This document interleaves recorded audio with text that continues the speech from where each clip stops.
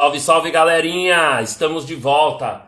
Acho que agora vai dar tudo certo aí pro nosso mano Rodrigo Buga, o grande professor e rapper, colar aqui com a gente.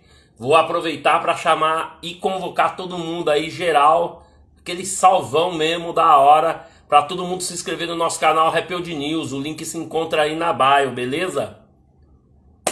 E é isso. Vamos aguardar aqui que o Buga tá colando. Você se inscreva também para acompanhar as lives que eu subo lá no YouTube. Que é a equipe, né? Rappeld News sobe lá no YouTube e tal. Aí, ó, o Buga colou. Rock firmeza.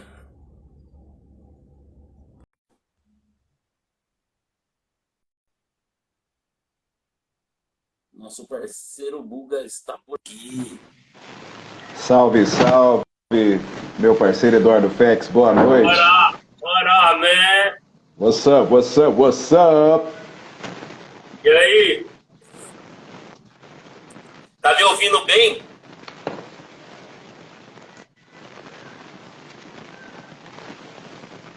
Ô, Buga, Fala, meu irmão. você tá me ouvindo bem? Agora eu tô, mano. Não sei se a qualidade da conexão tá ruim, mas deu uma cortada. Não sei como é que tá agora. Ah, deu uma cortada. Não, é pra Agora eu acho que melhorar. melhorou. Ah, Agora tá então bala. tranquilo. E como é que tá Firmeza? aí a família, sua esposa, o meu xará? Então,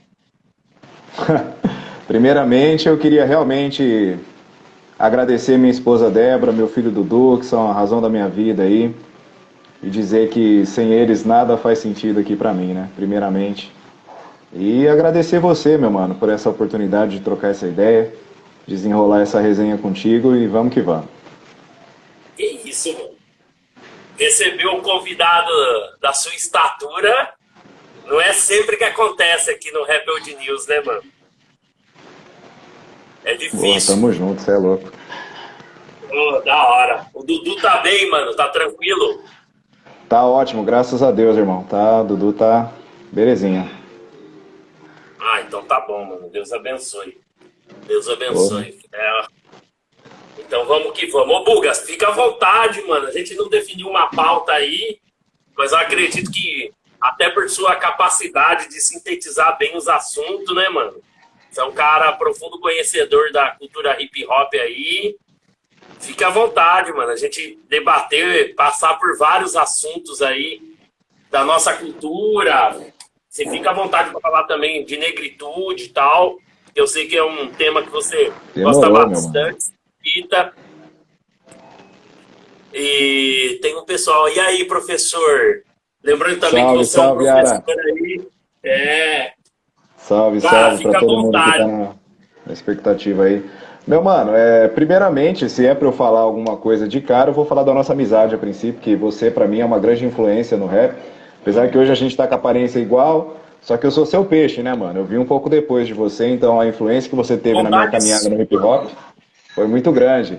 Lá na loja Kings, né? Eu acho que não era só a Kings, eu acho que já teve outros nomes a loja ali, mas eu lembro da época que era Kings. Aprendi muito com você. Aquilo ali foi anos 2000, né? 2005, 2006, 2004, ali, aquela época ali, tanto na Boss Discos quanto ali na Kings, aprendi muito com você, sempre deu uma atenção, sempre foi aquela resenha saudável, nunca discriminou, via aquele pretinho de quebrada, tratava no maior respeito como tratava qualquer outro. E eu era engraçado, né? Que eu ia na loja, não tinha condições de consumir, né? Ia ali mais para ver os clipes, assistir as coisas, nunca comprava nada, mas mesmo assim a atenção sempre foi por igual. Então, mano, eu sou muito grato à amizade que eu tenho com você e a toda a sua contribuição para a cultura hip hop. E eu tô ansioso para ver o episódio do Rap Old News que vai falar sobre a sua caminhada, parceiro. A sua vida no rolê. Que Que você isso, entrevista cara? mil e uma pessoa, mas a sua trajetória na parada também é muito importante de ser divulgada. Teve aquela parada que foi muito boa do museu do hip hop de Campinas, aquilo lá foi muito bom. Foi um começo, mas você tem que falar mais da sua história na parada, tá ligado? Que você, mano, sem palavras, máximo respeito. Ah, que isso, Buga. Bondade sua, cara. Ó, coloquei uma camiseta aqui em sua homenagem. Ó, Ah, esse aí, pena que eu não tô com nenhuma aqui pra representar, mas se eu tivesse também estaria. Que esse aí, né, mano? Nasty esse é brabo, Nas, hein? Nazir Jones, tem nem o que dizer, né, mano? Tem nem o que dizer do Nazir, né, mano? Vou falar o quê do Nas, cara? Tá louco. Muito feliz O com o último último lançamento álbum dele dele aí. eu pirei, mano. Pirei nesse Muito último álbum aí, feliz. diversas vezes. O Lu, então, até Merece, chora. merece toda a premiação cabível aí, cê é É, louco. merece. Merece. Ô, Guga, deixa eu falar pra você assim. Vamos, fica à vontade e tal. Geralmente eu tenho um clichêzão, fico perguntando como que o pessoal começou na música, começou no hip hop. Mas tem uns mano que falam, eu comecei na música tal data, aí depois pulou pro rap e tal, adentrado na cultura hip hop. Se você quiser comentar por outras situações, não sei, você fica à vontade. Uma coisa que eu ia te perguntar, cara, você viu a entrevista do digníssimo Paulo Pedro Soares, ou Pedro Paulo Soares, com Lula, cara? O Já cara vi, tá se tive a revelando oportunidade. um grande entrevistador, hein? Perfeito, cara. Aquele time ali que ele está reunido, que inclui a Eliane, que inclui o Cairê, que inclui a Semaiá, é um time sensacional. E foi bem legal que ele quis juntar um time de pessoas pretas nessa parceria com Sim, a Spotify e deu super certo. Tô delirando a cada episódio, gostei dos três até agora. Por igual, gostei do da Conká também. muito, gostei muito do Drauzio, esse do Lula, gostei demais. Gostei Sim, demais, cara. Tô bastante impressionado com a qualidade. Fiquei eu bastante também. feliz e contemplado com esse podcast. Tá uma qualidade assim absurda. Salve para todo mundo que está na audiência aí, Paulo Maia. Salve, salve a todos que estão aí. Mas, mano, muito foda, mano. Muito foda mesmo. Você é louco. Foda, mano. E, cara, eu fiquei impressionado como ele conduziu a entrevista com a Carol Conká. No primeiro ele tava meio durão, mas agora ele já se soltou. O Drauzio Varela foi sensacional. E com o Lula eu gostei porque foi uma conversa de franca, né, mano? Ele expôs vários pensamentos que eu e você já discutimos, né, mano, na nossa resenha. Sim, O cara foi lá e sim. pá, no Lula, aí, Lula, é isso. Enquadrou, mano. Enquadrou lindamente. E foi muito bom, cara. E o Lula se saiu muito bem na minha avaliação, cara. Não Sim. recuou, não, cara. Não, não Na minha recuou. avaliação, ele foi muito bem, cara, entendeu? O que eu tenho a dizer sobre isso, cara? Eu acho, cara, que o antipetismo é um monstro que não pode ser subestimado. Eu acho que o Lula tem que tomar cuidado com certas declarações. Eu acho que hoje em dia, por estar com 75 anos, e o pessoal do marketing dele, da época que ele foi candidato, não está mais presente, até morreu. Eu acho que ele está com muitas pessoas ao redor dele só obedecendo. Porque, por exemplo, na minha avaliação, aquele comentário sobre regulação da imprensa é um comentário que está fora de época já, né? Para usar um termo que todo mundo entende. Está fora de época, fora de contexto. Hoje em dia, com a internet, com a diversidade dos meios, dos modos de imprensa e o inimigo aí que é as fake news, não cabe falar sobre regulação de imprensa. O pessoal não vai entender, não vai querer saber se é modelo inglês, se não é. Então achei que foi um comentário que o Lula fez sem ter alguém ali para dar uma barrada nele. Falar, ó, isso aqui não é legal. E também o Sim. encontro com o pastor Isidório aí também não foi uma atitude legal. Ele precisaria de uma assessoria mais atenta para falar, ó, isso aqui não, porque isso aqui tem uma ficha de homofobia. Então não vamos falar com esse cara agora, não. Então, assim, eu sinto que o Lula tá na frente na campanha, tá na liderança, mas eu acho que falta no Lula um freio ali, falta ali uma assessoria mais crítica. Eu acho que o Lula é assessorado, mas eu acho que é assessorado só por pessoas que o obedecem. E isso aí pode prejudicar ele, cara, porque o momento é delicado, a direita está se esforçando muito para erigir uma terceira via e eles não vão desistir. E o Lula, se marcar bobeira, no primeiro vacilo, já vão aproveitar e usar de trampolim para emplacar uma pessoa para concorrer contra ele. Acho que o Bolsonaro já é carta fora do baralho, apesar de estar tudo aparelhado, né? Apesar de ele estar com Augusto Aras, que é o procurador no bolso, tá ali com o Arthur Lira no bolso, realmente ele vai incomodar muita gente, acho que até o final, porque esses dois que seriam os que poderiam fazer alguma coisa não vão fazer. O Não TSE vão. também está enrolando demais. Eu acho que o Bolsonaro, infelizmente, apesar de todos os absurdos, tem essa recuada monstra de hoje. Essa noite que foi insano, um vai e volta, uma loucura no gado lá. Grande Então, dia. infelizmente, cara, na minha avaliação, infelizmente, eu acho que ele vai até ali, até 22. Eu acho que não vai rolar o impeachment antes. Gostaria que rolasse, mas as instituições brasileiras estão muito lentas para lidar com isso e muito aparelhadas também. Porra, que análise da hora. Ô, Buga, você falou, eu ia te perguntar isso. Você é um cara que você tem uma visão muito aguçada. Eu até não te apresentei, né? Porque depois essa live vai subir no Instagram, tem lá o cartazinho, o professor e tal. Vai ter um textinho de apresentação, mas quem está nos assistindo agora, não te apresentei. Você é militante, rapper, professor. Você tem uma visão muito apurada, muito aguçada de política. Você capta bem. Você é muito sensível a essa visão política. Você acredita que uma terceira via, vou até citar nomes, a gente pode ter essa terceira via que você falou, do centro à direita, mas da centro-esquerda, por exemplo, você não vê nenhuma chance do Ciro concorrer? Eu vejo assim, eu acho que o Ciro tem demonstrado um aumento de pessoas interessadas em votar nele. Eu vi uma pesquisa recente que as pessoas, não as pessoas que votariam nele a princípio, mas as pessoas que veem ele como uma opção aumentaram muito. Então, quase 50% de pessoas que estão vendo o Ciro como opção. Então, com certeza ele está de olho nisso. O João Santana, que já foi um marqueteiro do PT, está fazendo um excelente trabalho com o Ciro. O Ciro está inventando umas novidades aí, está fazendo Ciro Games, não sei o que. O Ciro está fazendo, topa tudo por voto. Tá, E eu, particularmente, na tá minha indo nos avaliação, podcasts. tudo, tá fazendo podcast, tá uma loucura. E assim, ó, eu, na minha avaliação, cara, a gente tá tão no buraco que uma eventual candidatura do Ciro Gomes ou do Lula vai ser muito melhor do que vai ter que entrar com alguém que não é muito legal, alguém que vai ser da direita, tipo igual foi a Cátia Abreu em 2018, que vai ser vice dele. O Lula, se fechar mesmo, que vai ser candidato, vai ter um vice questionável também. Eu acho que é muito difícil o Lula pegar um Flávio Dino para vice, pegar um cara da esquerda mesmo para vice. Vai ser muito difícil. Então, na minha Você é opinião, o alguém. que o Ciro. Eu tenho lá algumas rusgas pessoais, com algumas falas do Ciro que eu discordo e tal. Mas, no geral, para mim tá de bom tamanho. Qualquer pessoa que chegar e trocar uma ideia e falar que vai votar no Ciro, para mim tá de bom tamanho. Mas eu vejo muito clubismo, cara. Tem cirista radical metendo pau em petista, em lulista. Tem lulista radical metendo pau em cirista. O pessoal personaliza muito. Então, eu acho que o Ciro, que é um cara tão inteligente, deveria combater isso, essa personalização. Tem o cirista padrão, pessoas que saem repetindo igual papagaio as falas dele, que são falas inteligentes, mas quando repetidas a esmo e de modo idêntico ao que o próprio Ciro fala, você percebe que são ciristas. Ficam chamando os eleitores do Lula de fanboy, mas são fanboys do Sim. Ciro também. Então não adianta, essa personalização, essa insistente busca de salvador da pátria, é uma coisa que prejudica muito. Mas qualquer opção progressista eu vejo como viável hoje. Eu votaria em qualquer candidato progressista, cara. Eu não consigo votar em conservador, não consigo votar em liberal, neoliberal, não tem a menor condição.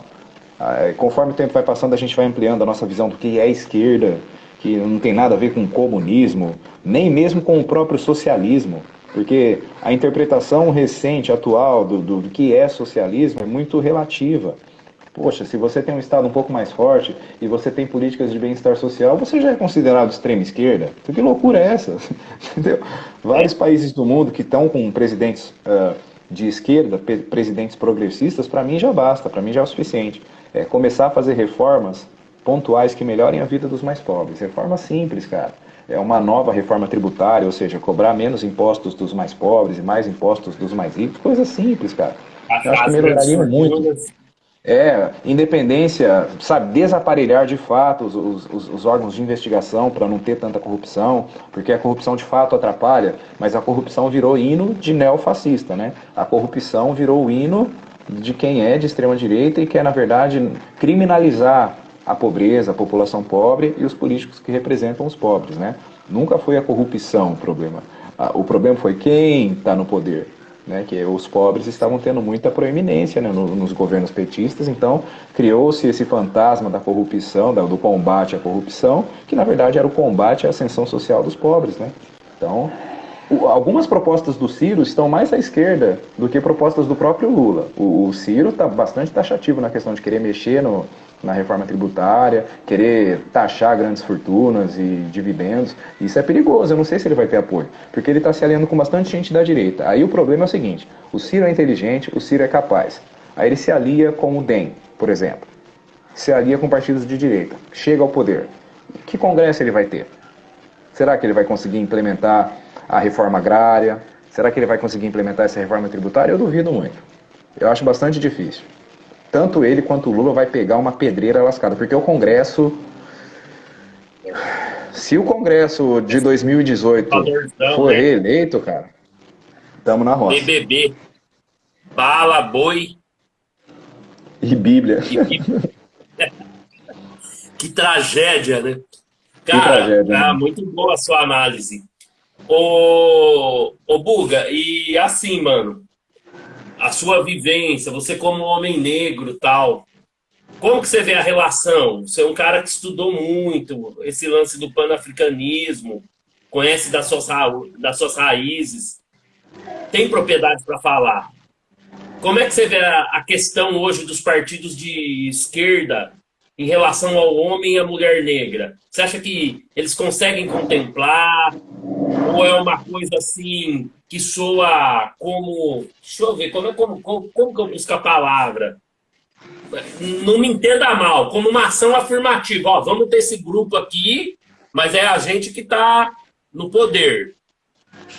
Continua a elite do partido ali, ela toda branca, de classe média, formada na USP, formada nas melhores universidades. Aí tem o povo da militância que é negro, dando um exemplo.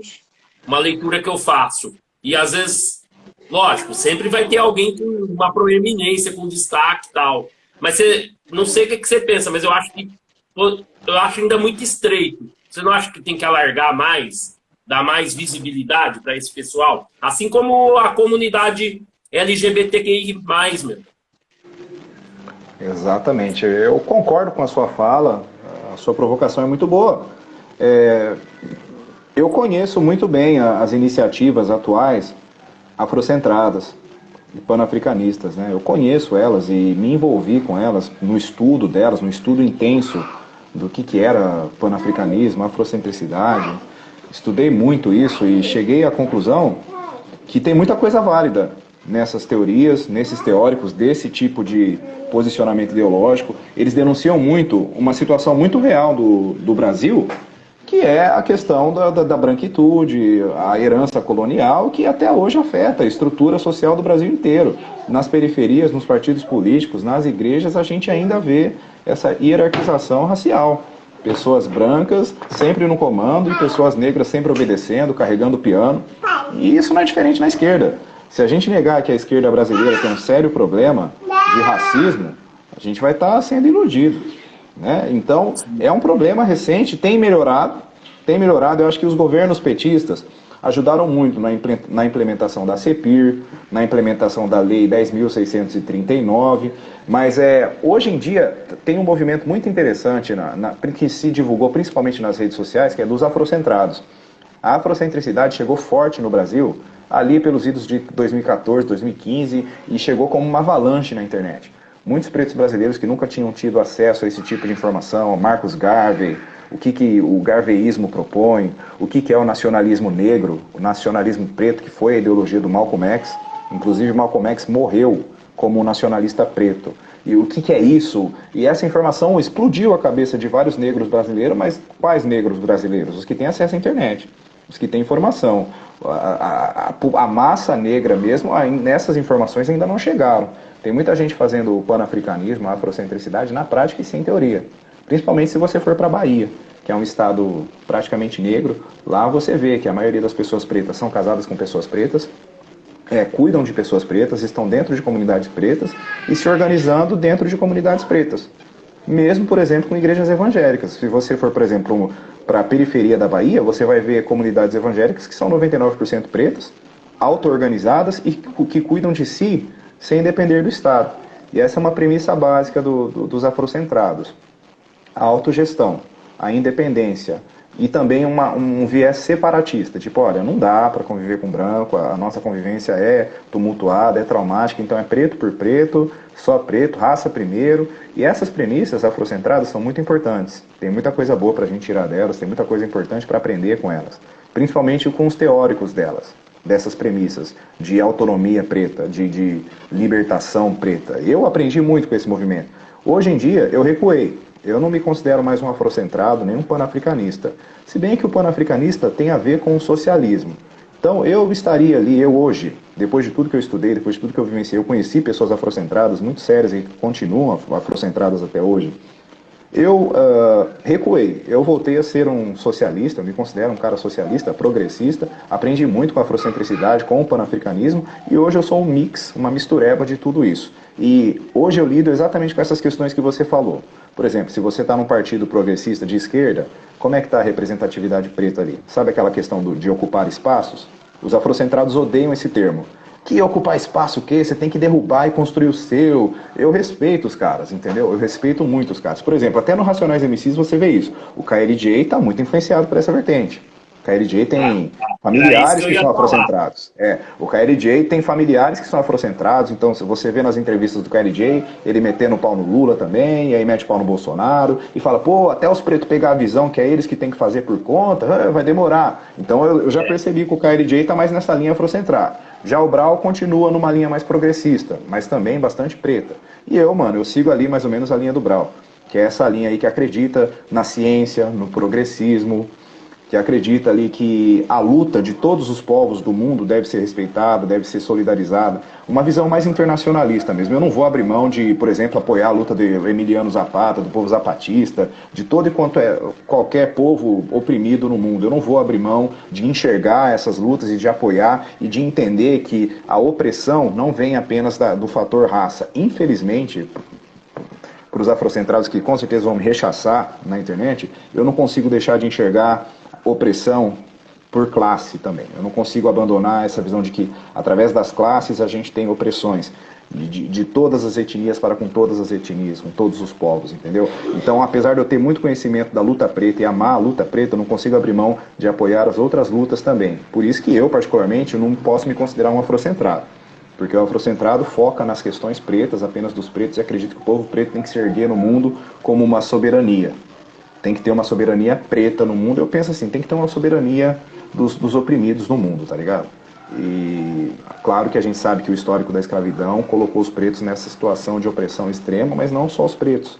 Indígenas quase foram dizimados. Então, mano, até o Brau fala, mano, o país que matou quase 1 milhão de índios, tá ligado? Então não vou fechar o olho pra luta dos indígenas, pra luta dos mais pobres, mesmo os brancos de quebrada, tá ligado? São questões complexas, tá ligado, mano? Mas eu, assim, todo mundo que for contra a opressão, eu considero aliado. Todo mundo que for pró-opressão, considera inimigo, tá ligado? E tem preto que, infelizmente, a gente considera como inimigo porque são pretos que estão apoiando a opressão. São pretos que estão apoiando o extermínio de próprios pretos, tá ligado? E com esse tipo de mano, como é que você vai trocar ideia? É difícil. Vídeo Fernando Holliday em corrida e o indecente. Exatamente. O indecente da Fundação Palmares. É um escárnio. Ô, É Buga, não, mas engraçado. cara. Hã? É engraçado que o Fernando Holliday hoje tenta se colocar numa posição de mais moderado.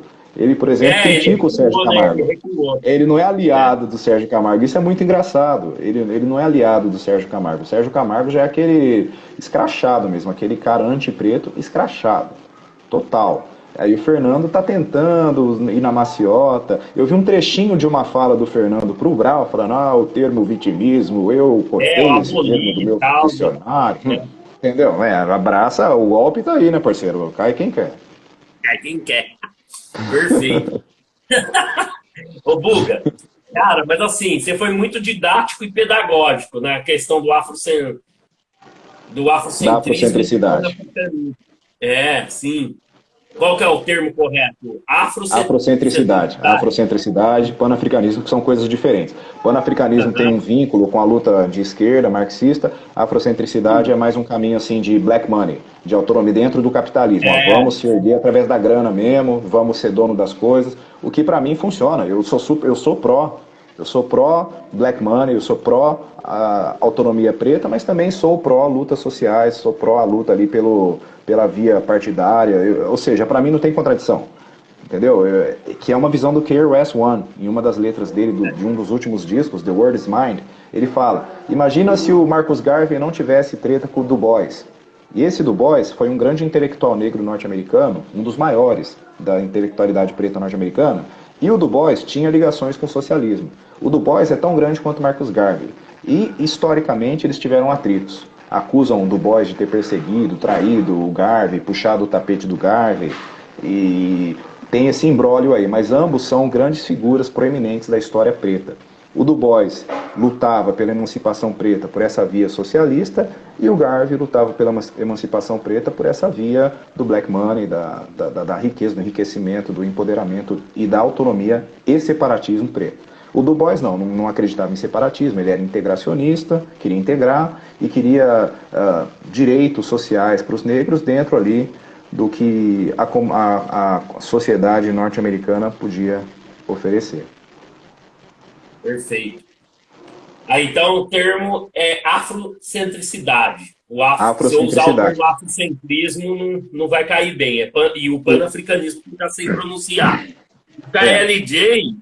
O KLJ, eu acho que ele se aproxima mais, né? Dessa afrocentricidade. É porque o irmão dele, um dos irmãos dele é afrocentrado. O Jomo, o irmão dele, se não me engano, se chama Jomo. E esse irmão dele é afrocentrado, então o KLJ está bastante influenciado pela afrocentricidade, bastante mesmo. Até que ele, nas roupas da 4P, inclusive, recentemente, não sei se você percebeu, mas ele incluiu aquele símbolo da diáspora tal ali. É, o RBG, que é a bandeira que o Garvey inventou, Red, Black and Green, que são as cores ali da afrocentricidade ali. O Garvey que criou, que essa bandeira, na verdade, nem é um símbolo direto do panafricanismo, nem da afrocentricidade. Essa bandeira foi criada pelo Marcus Garvey, e quando o Garvey criou, ainda não tinha um nome definido para o movimento dele.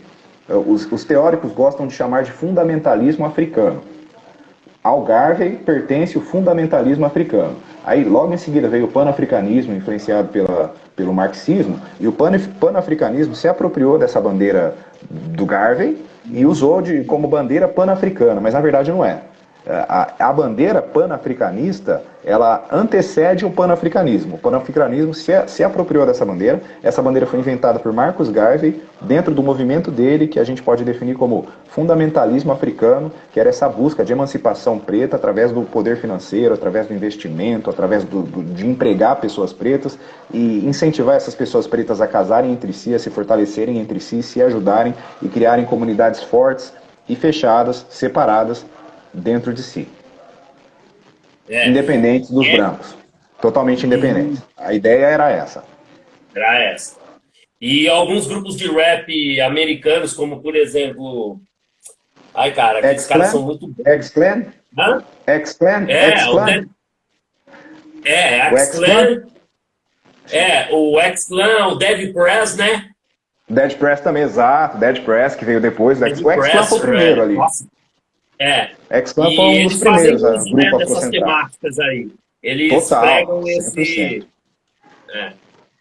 afrocentricidade, panafricanismo e tal. O X-Clan, quando surgiu ali, acho que é bem antiguinho o X-Clan, acho que é início dos anos 90, um pouco antes do Gangsta Rap chegar.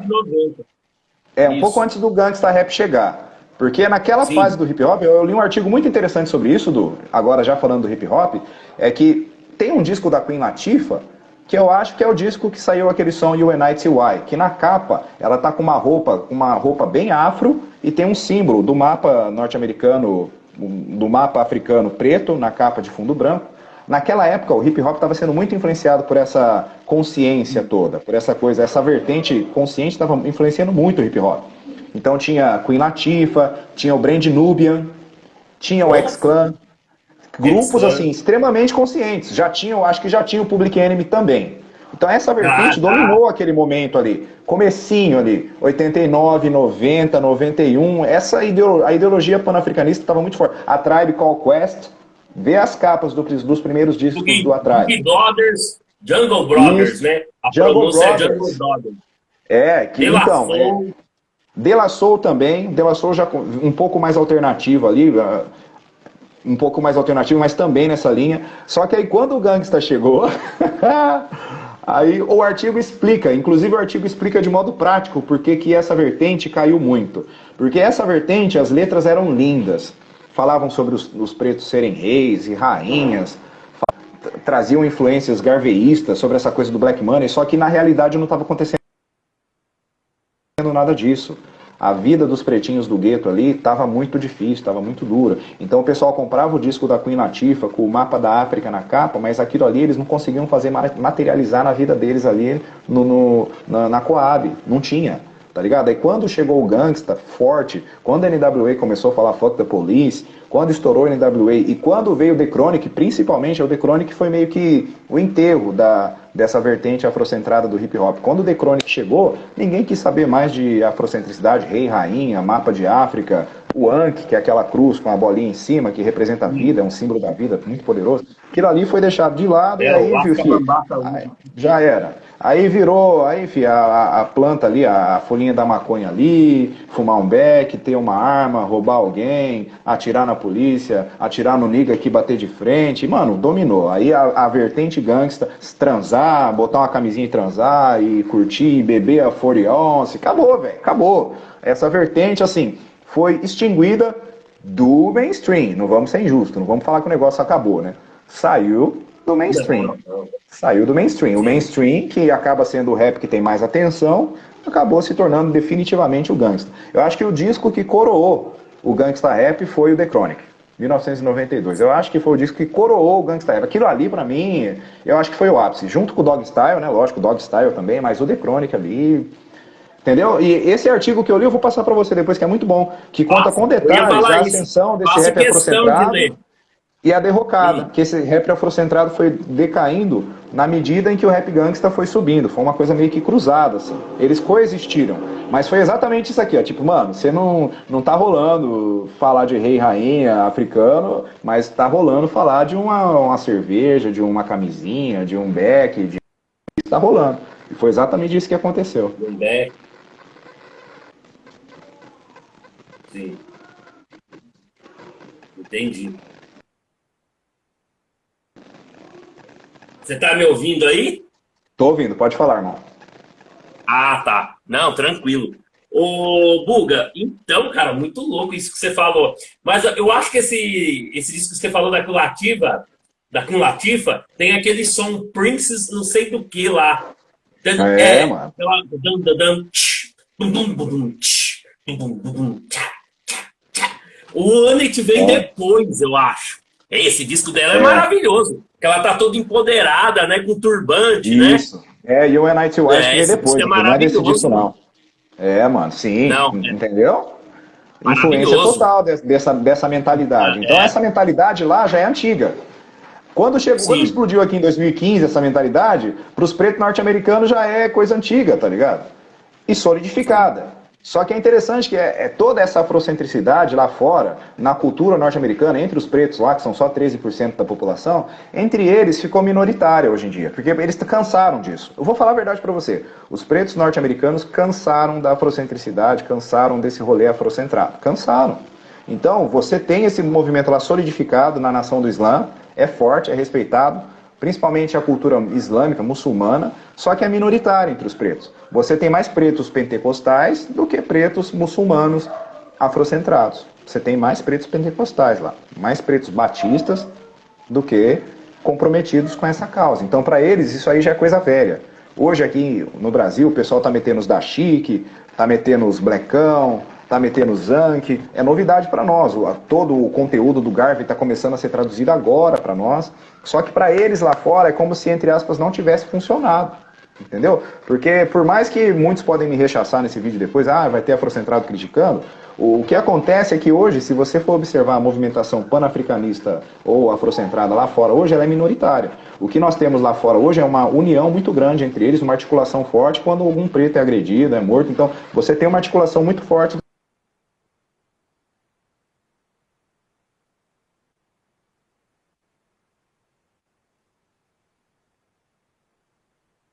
Automaticamente é cultural essa união mais forte dos pretos lá. Mas a tônica, a gente pode dizer que essa afrocentricidade toda, histórica, ajudou nessa união. Mas não é algo decisivo, que vai transformar a população ou que vai chegar nas aspirações afrocentradas de separatismo e de fortalecimento total financeiro dos pretos. Isso não vai rolar. Você vê que a pretada lá fora tá de boa. Tem lá os amigos brancos deles, estão querendo sim sempre ficar rico, sempre ficar bilionário, mas não estão nessa de separar e tal. São poucos. Existem, esses Há movimentos mais são sólidos, a nação integracionista, mais né? sólida, mas é minoritária. É minoritária. A maioria dos pretos está de boa, está ali na igreja batista, suave, querendo ficar suave. Eles casam-se entre si mais, eles não têm muito isso de casar com branco, mas eles com os brancos estão mais de boa. Tipo, mano, deixa os brancos quietos aí, a gente não tem que sair matando branco, mano, tamo suave. Vamos fazer o nosso aqui e é isso. Tem uma visão mais. E aí, se a gente cair para o mundo da música, das artes, tem uma visão mais comercial, no sentido de, pô, mano, eu vou levar dinheiro desses brancos aí. Preciso desses brancos Isso, para money, né, mano? exatamente. Você tem Exatamente, um tá dos muito caras, assim. o Black É. Money, né, que você falou. Cara, muito louco isso aí. Muito louco É mesmo. muito legal, porque lá fora a questão cultural é Eu... muito forte, Du. Apesar de Ah, eles estarem, entre aspas, de boa, os brancos lá fora têm uma consciência um pouco mais forte de que cultura preta é cultura preta e cultura branca é cultura branca. Então, até hoje lá fora é meio desconfortável, é meio estranho você ver um rapper branco, tá ligado? É meio, por exemplo, o Eminem é um ponto fora da curva. Você não vê tantos rappers brancos assim, tá ligado? É uma coisa muito preta lá fora. Já aqui no Brasil está acontecendo o contrário. Tem bastante branco entrando na cultura, inclusive muito branco aí sem disciplina, sem conhecimento, sem respeito, querendo dar carteirada, querendo apontar dedo na cara das pessoas, porque aqui o rolê é diferente, né? Aqui o que impera mais não é a questão racial. Aqui no Brasil o que impera mais é essa questão de classe. Tipo, se a gente é de quebrada, o branco de quebrada quer dar uma clicada no preto de quebrada do mesmo jeito, tá ligado? Como se não existisse o fator racial ali, tá ligado? Isso é muito louco. Aqui no Brasil isso é muito assim, diferente de lá fora, tá ligado? totalmente. Totalmente. Tem essa separação classista, né, mano, que você falou. É muito louco. Você falou desse embranquecimento do rap. Eu até postei um vídeo lá no canal, no nosso Facebook, do Renan, nosso parceiro Renan do Inquérito, falando sobre as prioridades, discutindo, né, com o rap atual, como que o rap deixou essa coisa de esquerda vazar pela mão, tal, e como que ele foi se tornando de direita, porque aí ele fala desse recorte, que começaram a vir outras pessoas de outras classes diferentes, né? De outras classes sociais diferentes. E quando essas pessoas entram para o movimento, se elas vêm de classes sociais diferentes, elas trazem demandas diferentes. Não é o que o mano sofreu na favela, o mano sofreu de quebrado e pá. É outra fita. Então ele vai falar de uma outra realidade. E aí é Exatamente. coisa minha, é uma tese minha mesmo, né? Por que, que o hip hop entre aspas, com muitas aspas, diga-se de passagem, ficou mais palatável, né? Ele está vendendo milhões. Porque não está trazendo todo um discurso, né, cara? Salvo raras Exatamente. exceções, né? Nós temos vários irmãos aí, por exemplo, eu gosto pra caramba do Djonga, gosto do BK, gosto do Amiri, gosto de outros aí. Legal. E só que é o seguinte, né, mano? É, eles tudo bem, os caras estão ganhando dinheiro também, mas a gente vê uma outra parcela de pessoas do hip hop que vieram de outras classes sociais, nada contra a classe social que o cara veio, mas é obviamente que ele vai vir contra as pautas, né?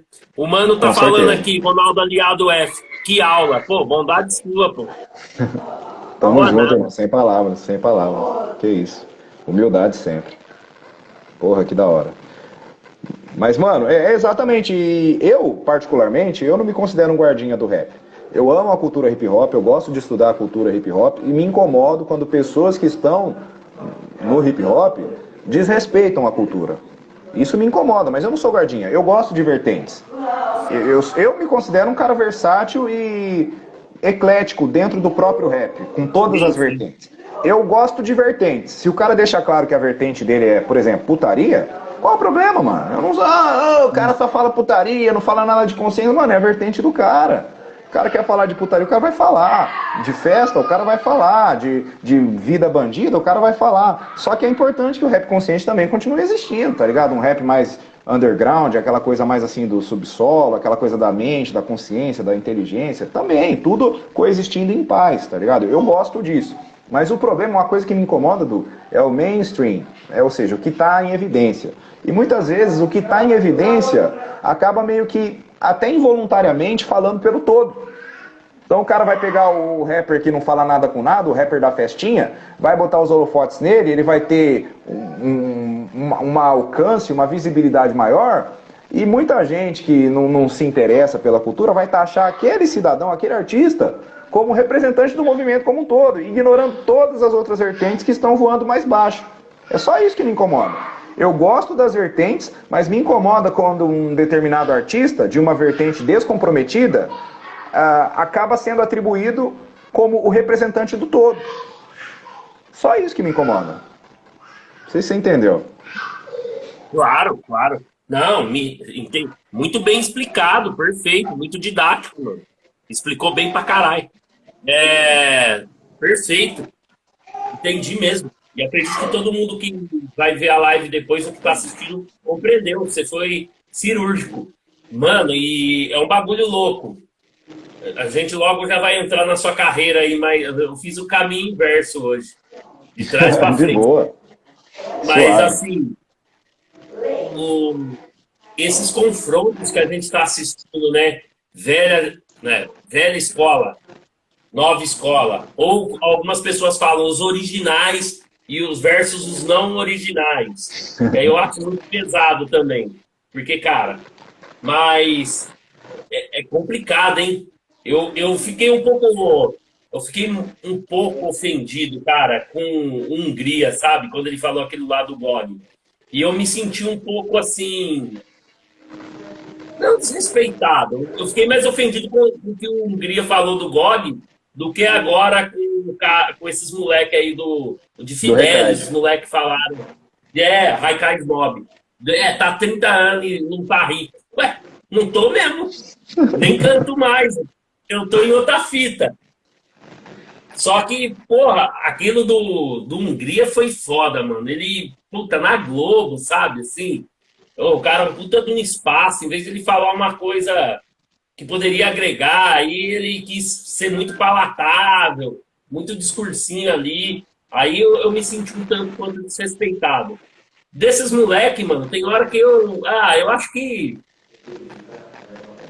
sei lá, o que vai acontecer? Noite, eles tomaram uma multa, né? Mas eu acho que o movimento em si, eu achei.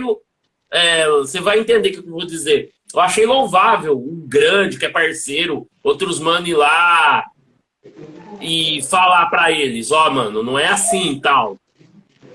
Mas ao mesmo tempo também, eu não queria que os moleques sofressem, apanhassem, nada disso. Acho que uma boa lição, uma boa conversa seria o suficiente, né? Porque tem uns moleque muito bom assim também, né, cara? Tem uns moleque bom pra caramba, mano. E aí tem uma coisa que o Curinha falou, depois eu até te mando o vídeo. O Curinha falou: e o nosso papel? O que nós estamos fazendo para ensinar essa molecada também? Você é professor. Eu sou professor. Não estamos aqui dando carteirada em ninguém. Muitas vezes a gente não tem que sair do nosso pedestal, mano. Deixar o ego, baixar e você sentar, fazer uma roda dentro da sala de aula e tá de igual pro garoto. Porque a sua carteira é diferente, nossa carteira é diferente. Dentro da escola a gente tem que estar.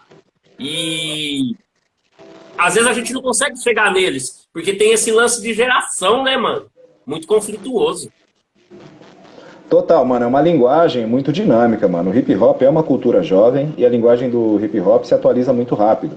Então, muitas vezes a gente tá usando gíria que os moleques não usam mais, então, de repente, os moleques acham que a gente é só mais um tiozão dando orelhada, tá ligado? E pra gente é difícil assimilar que o moleque de antes, que era a gente que era considerado o delinquente, o marginal, o moleque sem futuro, agora a gente é os tiozão, agora a responsa tá com a gente, pra uma nova geração, que inevitavelmente muda também. Então, concordo, tem que descer sim do pedestal, por isso que eu procuro manter uma visão aberta, eu procuro sempre ouvir as novidades, não estou acompanhando com tanto afinco, mas gosto de ouvir, saber por que rumo que está tomando o rap. Aí você pega uns meninos que nem o do Recaide, você percebe que aquela questão de querer levar a questão da favela só para a classe também não funciona. Você ignorando raça, você não vai perceber que a clicada em cima dos moleques foi mais pesada do que rapper branco fazendo groselha também, tá ligado? Então isso é básico. Claro. Isso é básico. O pessoal quer linchar o pretinho que falou merda. Então o Ricardo fala merda, mas o Costa Gold também já falou merda. Aí eu pergunto, será que a clicada, será que a cobrança foi na mesma proporção? O Costa Gold teve a oportunidade de se corrigir. Hoje em dia o Costa Gold está super legal com os caras mais velhos. Inclusive o Pedrella comentou. Tem cara mais velho corroborando ele, porque ele tem uma postura hoje em dia muito mais saudável, equilibrada e inteligente. O Nog tá quieto porque falou uma besteira muito grande, então o Nog tá na dele. Mas os brancos falam besteira também, mano. O SPVIC do Raikais falou várias groselhas, falando de... Ah, eu tô cansado dessas lutas de minoria. Falou um negócio assim numa letra dele. Eu tenho um problema sério com esse SPVIC. Não tenho problema nenhum com o Quali, nem com o Spinardi, mas esse SPVIC andou falando umas groselhas meio racista nas letras dele aí, tá ligado? E ficou por isso mesmo, mano. Ninguém nem comentou. Tá ligado? Depois eu passo pra você o trecho do som que ele fala lá que tá cansado de minoria, papo de minoria, não sei o quê, uns negócios assim, sabe? Então, aí os pretinhos falam uma grosa, a cobrança vem... mano, eu vou mostrar pra você. Aí os pretinhos falam uma grosa e a cobrança vem, os caras querem matar os pretinhos. Pesado. Igual no caso da Carol Conká, né, mano? Se a gente fazer esse recorte, no caso da Carol Conká, porque à medida com que lincharam ela, aquele linchamento público, aquele cancelamento... Porra, aquela outra branca foi racista pra caralho e ganhou o BBB. E aconteceu o que com ela? É isso, tio. É disso que eu tô falando, mano. É disso que eu tô falando, parceiro. Tipo, e aí, mano? Porque, entendeu, mano? O Brau, eu cito muito o Mano Brown, né? O Brau falou uma parada no podcast, acho que foi no episódio com o Drauzio. Falou, mano, pra mim não dá pra separar a questão da raça da questão de classe, mano. Tá tudo misturado. Tem hora que a classe prevalece, tem hora que a raça prevalece, nesse rolo do caralho. Aí numa fita dessa aí você percebe que a questão da raça prevaleceu. Os pretinhos bem-sucedidos falou uma grossa, porque também estão mal informados, nasceram num outro momento, nasceram num momento de desconexão da quebrada com a ideologia, com a consciência, né? Aquele momento ali que estava aquele conforto do PT, foi na época que os moleques cresceu. Os moleques cresceu naquele conforto com o PT, certo? Aí, mano, os moleques não têm consciência de classe nenhuma, mano. Os moleques não passaram veneno, não passaram tanto veneno quanto a nossa geração, então os moleques não se sentem na obrigação de entender que eles têm que respeitar os caras que vieram antes e que falaram de questões sociais e falaram de letras inflamadas, pagando veneno. Os caras querem falar só de coisa descomprometida mesmo, entrar numa ego trip lascada, falar de si e foda-se, tá ligado? Até alcançar esses moleques, fazer eles entender que não é bem por aí o rolê, é difícil, mano, cansativo. Mas eu sou a favor de deixar os moleques em paz, tá ligado? Eu não gosto de ficar sendo guardinha, perseguindo ninguém não, tá ligado? Mas eu acho que consciência não faz mal a ninguém, tá ligado? Eu achei que os moleques forçou a mão mesmo, tá ligado? Mas a clicada que eles levaram, pra mim, foi desproporcional. Sim, eu também penso. E esses dias eu falei pro Lu assim, a gente tava conversando lá no estúdio, até eu dei uma exaltada. Eu falei, os moleques tá fácil. Só que aí ele trouxe uma outra visão. Ele falou, não, Du, tem que tomar cuidado. Não é que tá fácil. Os moleques são negros e eu entendi o que ele quis dizer. Uhum. Quando eu me falei que tava fácil por conta da internet. Só que ele falou uma coisa também que serviu de contraponto, foi legal. Ele disse o seguinte, não, os moleques são negros e eles que fizeram o barulho deles. Eles correram atrás. Não é que caiu no colo, igual você está falando. Aí eu entendi o que ele quis dizer. Porque também a gente vai cair numa espiral ali que a gente vai parecer aquele tiozão do rap frustradão, né? Que a molecada tá ganhando dinheiro e eu não vejo problema em a molecada ganhar dinheiro, se capitalizar, mano. Não vejo problema nenhum. Eu acho que tem que se capitalizar mesmo, ter suas empresas, ter seus selos, fazer algo que na nossa época não foi feito, que é puxar outros manos, né? Na nossa época a gente mal tinha pra gente. E aí, mano, o que aconteceu? A gente não conseguia, tá ligado? A gente fazia o nosso. E aí, mano, a gente tem que fazer esse recorte também, que é um outro momento. É uma coisa muito nova da internet, tá ligado? Desse advento da internet. E que a nossa geração, são poucos que estão conseguindo lidar. Com exceção do Racionais, com exceção do Gabriel Pensador. Quem que você acrescentaria, Buga, da nossa geração? O GOG, que está sabendo lidar com essas ferramentas da internet, com tudo que está acontecendo aí hoje. Eu acho que difícil, um dos melhores, mano, da nossa época, dos dinossauros, que tá bem na fita, eu acho que o primeiro que me vem à mente é o MV Bill, cara. Pra mim o MV Bill... Eu esqueci de É citar. o que me vem à mente a princípio, assim, de atualizado, de antenado, não deixando a desejar nas linhas, nos versos que participa. Eu acho que o Bill é uma grande referência, mas tem todos esses outros que você citou que estão sobrevivendo, que estão se mantendo no jogo. Não é fácil. O Racionais agora fragmentado, né? O Ed Rock na carreira solo dele tá lançando bastante coisa legal. O Sombra do SNJ voltou a lançar umas paradas da hora. Então tem, mano, tem os antigão que tá atualizado, mas infelizmente tem aqueles vários que não conseguiram, né? E eu não quero citar nomes, mas tem vários grupos da antiga que não conseguiram se atualizar ou que tentaram e não ficou uma parada da hora. E isso realmente, eu não sei te dizer qual fator que faria os caras perceberem que, mano, já que a gente vai continuar na cena, vamos tentar de um jeito que a gente se atualize legal, não deixe para trás, mas tenha um envolvimento do antigo com o novo. Eu acho que realmente é uma coisa difícil. Acho que é uma proeza complicada para os grupos se manterem relevantes. Eu acho difícil. Eu não condeno os grupos que não conseguiram ou que apresentaram trabalhos estranhos. Eu não condeno. Eu acho difícil um rapper da antiga ter um apelo atual e relevante. Eu acho difícil. Eu também. Porque passa pelo confronto de geração, né, Buga? Não é nem porque um é Total, melhor total. e o outro não é. Não dá para comparar, por exemplo, o Gabigol com o É, Romário. São outros tempos, outro certo? rolê. São outros tempos, outro rolê. Senão a gente também vai cair numa perversidade do caramba de comparar. Visão de Rua, Sistema Negro, DLN, Rap Company aqui em Campinas. Fizeram parte da história. Execução sumária, movimentos. Agora vai vir outra galera. A gente tem que saber lidar com isso. Eu acho que eu consigo lidar um pouco melhor com isso, com essas paradas, até porque nós estamos no meio escolar, direto com os jovens. Então você absorve muita coisa, né? Você absorve. E então eu acho que eu entendo melhor essas fitas. Ô Buga, mudando um pouco de assunto aqui, como é que foi seu início na música e depois a transição pro rap? Ou você já veio pro rap direto? Du, cortou um pouquinho aí. Ou você já veio o quê? Se você já veio pro hip hop direto, assim e tal. Mano, minha origem no hip hop, acho que a gente já trocou muita ideia, eu vou ser mais conciso. Mano, não tem como não citar um mano chamado Thiago Oliveira, conhecido como Gabu. O Gabu teve uma carreira no rap bem curtinha. No rap ele se chamava MC Jimmy. E ele era parceiro meu de escola, parceiro meu de classe. O Gabu era muito sangue bom. Eu acho que não é o mesmo Gabu que você conhece. O Gabu, na Será que época, não é o mano, foi o mesmo? primeiro cara que me mostrou a cultura preta. Me mostrou samba. Depois eu vou te mostrar ele, Thiago Oliveira. Gabu, acho que não é o mesmo seu, não. Eu acho que eu Me mostrou o que conheço era ele. samba, me mostrou o que era rap, me mostrou o que era rolê, me mostrou o que era função. Primeiro congresso preto eu fui com ele, que era chamado Feconezu. Mano, eu era preto, mas a minha mãe não tinha muito contato com a cultura preta. E meu pai deixou uma coleção de discos, que meu pai morreu quando eu tinha 4 anos. Meu pai deixou uma coleção de vinil da hora. Só que a coleção de vinil do meu pai falava muito sobre ele. E meu pai era o quê? Era o cara eclético.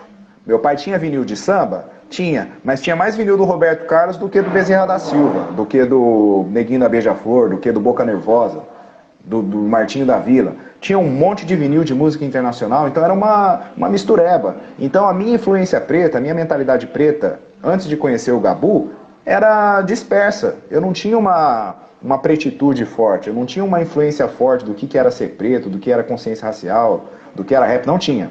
Não ouvia rap. Aí com o Gabu que eu fui conhecer Racionais.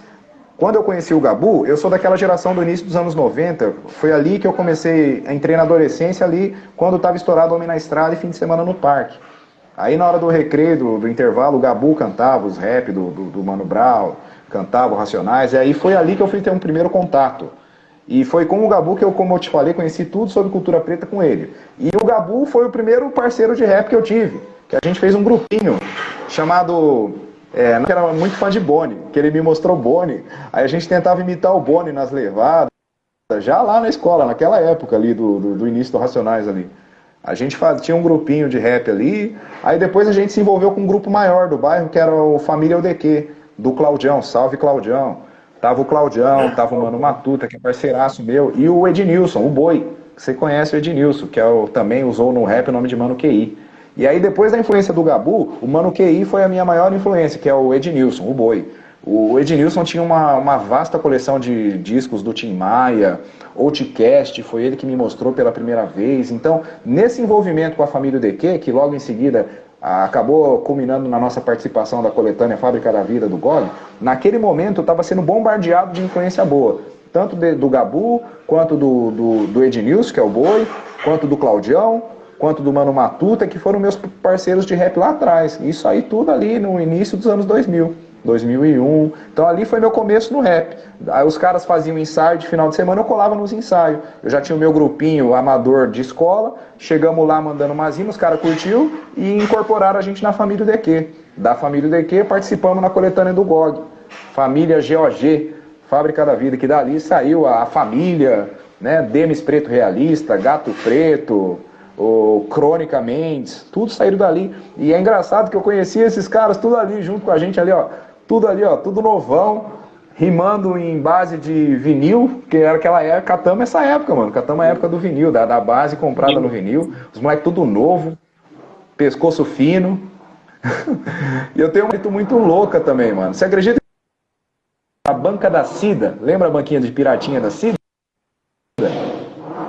Aquela banquinha de piratinha, que CDzinho de rap piratinha, eu conheci o Renan lá, mó pescoço fino, não tinha nem lançado o primeiro disco dele, nem lembra dessa história, mas eu e ele comprava disco direto na mesma época.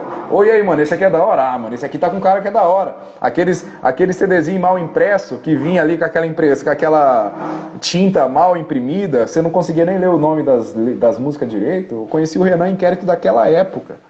Então, é interessante, eu vi vários caras que hoje tem um nome proeminente no rap que começaram ali meio que junto comigo. Mas isso pra mim nunca foi problema, porque na época eu sei como que era precário conseguir, cara, qualquer coisa no rap. E eu sei como foi difícil colocar aquela música na coletânea do GOG, que eu nem rimo na música, hein? Eu só faço backing vocal lá na música. Muito difícil, era uma época de muita precariedade, cara. Era uma época de muita precariedade, Só que desde aquele momento, os ensaios e os shows ao vivo eram tão intensos, e naquela época não tinha câmera de qualidade para registrar.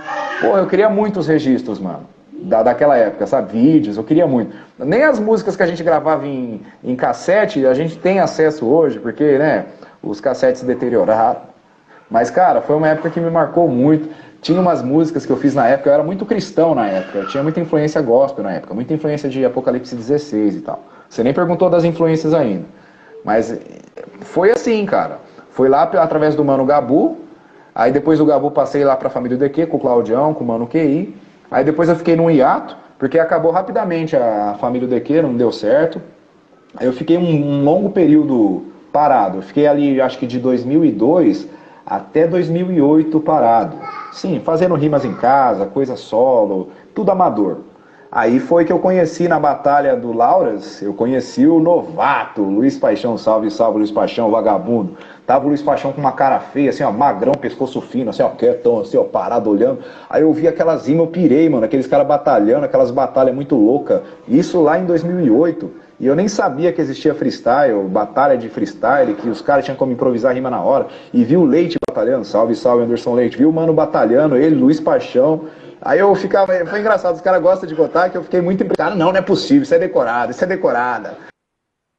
Os caras, não é decorada não, improvisa fé, não, é decorado, não sei o quê. Aí eu pirei, mano, aí os caras pegaram meu contato, aí eu tinha colocado algumas coisas naquele antigo MySpace, sabe? Umas musiquinhas bem amadoras, gravada em casa, gravação caseira. E os caras gostaram do que eles viram no MySpace, mano. O Luiz Paixão e o Leite, eles gostaram. Aí marcaram, acho que pelo MSN na época, de trocar ideia. Os caras foram em casa trocar ideia, mano. Falou, mano, gostamos do que você tá fazendo aí.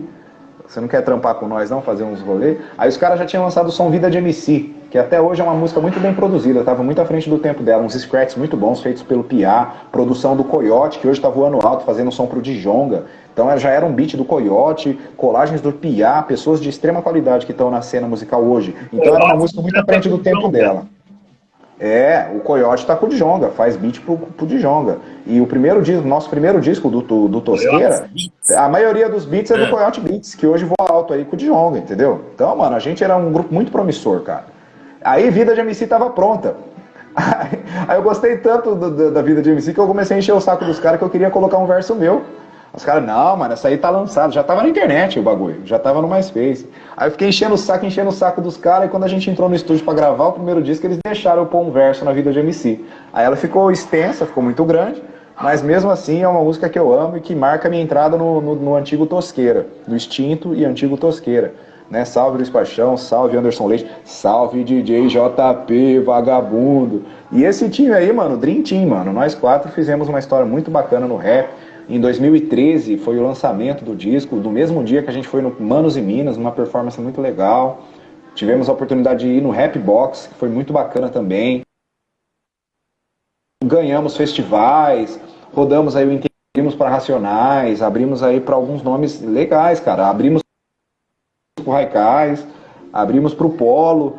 Então foi uma carreira bacana, cara. Só que daí quando você não vê o retorno financeiro vindo, você acaba priorizando outras coisas por questão de sobrevivência. Você vê que, mano, a gente é bom, a gente faz um som legal, mas não tá tendo um retorno, mano, ninguém vive sem dinheiro, parceiro. Então se o dinheiro não tá entrando, você tem que procurar uma alternativa, e foi o que a gente fez.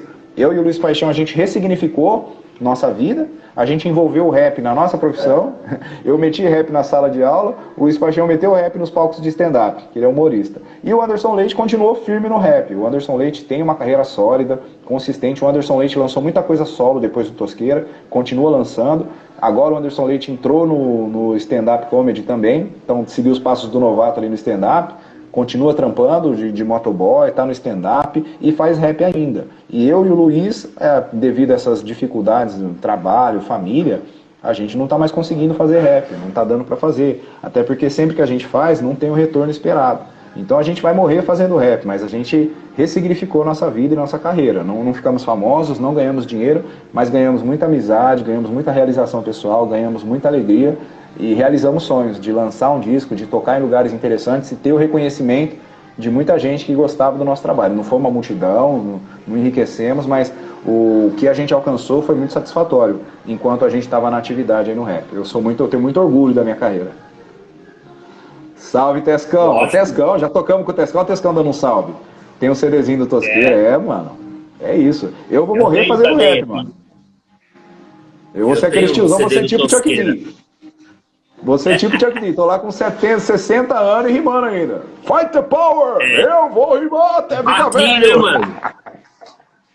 O hacking. Logo eu volto na atividade aí, logo eu vou lançar algumas coisas. Eu tenho muita coisa engavetada, sou muito desorganizado, não tenho nenhum trampo solo na rua decente, um disco, não tenho. Eu tenho alguns singles solo na rua, poucos. Tenho muita coisa legal engavetada, não tô conseguindo lançar. Mas em breve, futuramente, cara, eu não me preocupo. Como eu não me preocupo com isso, em termos de carreira, não sei o quê, eu vou lançando conforme as condições forem ficando propícias. Enquanto Deus permitir. E se eu não morrer antes, né, que espero que não, se eu morrer, você vai ver as coisas saindo depois, né? Depois de o trampo póstumo. Você é louco, mano. Para com isso. Vira a boca pra lá. Ô, Buga, uma coisa que eu ia te perguntar, mano, eu não quis te interromper. A família, o DQI, né, ficou. E como é que foi essa proximidade com o GOG para sair na coletânea? Porque eu tenho a coletânea aqui e eu te falei, né? Eu tenho a coletânea e sumiu a capa. Ô, Du, peraí, tá cortando tudo.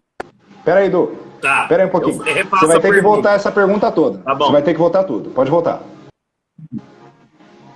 É o seguinte, eu tenho a coletânea aqui. Vocês saíram lá, família o DQI, depois virou o DQI. A minha pergunta é a seguinte, e a coletânea aqui tá sem capa, olha que coisa. Acho que eu ganhei ela sem capa, eu emprestei pra alguém, sumiu a capa, como sempre, né? E sua voz fica bem latente ali, aparece muito seu backing vocal e tal. E como é que se deu essa proximidade com o GOG e tal? Pra sair nessa coletânea aí, que ela girou o Brasil, né, mano? Na época da execução, eu fui em Minas, tava tocando o som de vocês. Tudo começou naquela proximidade, naquela mudança do GOG para Hortolândia, cara. Então, quando o GOG mudou para Hortolândia, aquilo ali foi muito legal. Ele se aproximou do Face da Morte, né? Tava colando com o Face da Morte, pelo que eu me lembro. E aí, o que aconteceu foi do Edivaldo. Salve, Edivaldo. Depois vou mandar o link pro Edivaldo ver, que é outro também que já aposentou do rap. O Edivaldo Guilherme, que era o antigo mano que era o antigo... Como é que era o vulgo dele? Eu não vou lembrar do vulgo dele agora, que ele era do Quadrilha de Informação. O Edivaldo, ele fez o seguinte, Ele que conseguiu a ponte, Du. Eu não sei como, ele acho que já estava tocando em vários eventos, aí, como ele estava bastante ativo no rap na época, era já no grupo, acho que não era quadrilha de informação ainda era Expressão Ativa, porque você sabe que Expressão Ativa é daqui, né? Daí os caras de São Paulo lançaram, a Expressão da Ativa daqui mudou de nome. O Ah, Edivaldo não que sabia conheceu ele, disso, cara, não. nos rolês dele. O Edivaldo tava voando alto naquela época, correndo pra cima e pra baixo, fazendo show. Então a ponte foi com o É. Edivaldo. Aí eu lembro que o Eu lembro do Edivaldo. Edivaldo. Lembra do Edivaldo, né? Eu não lembro o vulgo dele no rap. Eu não lembro. É, Mas ele cara, o tocava com aquele Edivaldo eu DJ conheço há lá, muito o. tempo. Você lembra? Ele tinha um O parceiro que DJ que rimava com ele. faleceu, mano. Acho que é o que O DJ que faleceu, né? faleceu.